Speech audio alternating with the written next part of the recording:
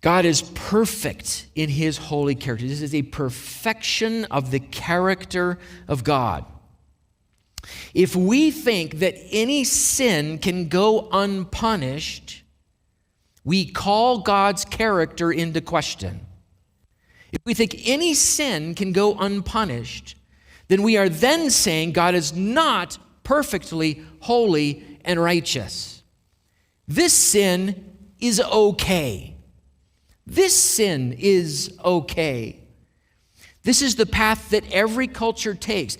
This is the path that so much of our culture is taking now. A lot of the pressure that is placed on the individual Christian and on the churches, don't you realize that what you used to call a sin over here really isn't a sin, and God will not judge this. But the second you do that, you call into question the holiness of God, and you say, God is not perfectly holy. But God is, and no sin can exist in his presence.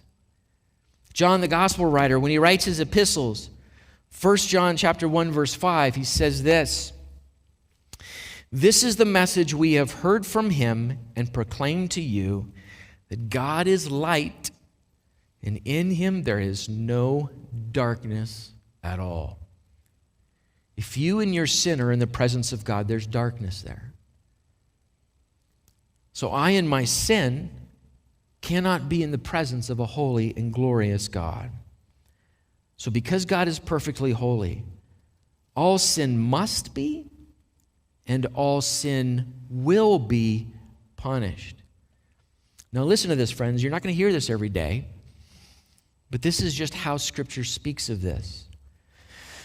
All sin will be punished, either in the person in hell for all of eternity, or in Jesus Christ.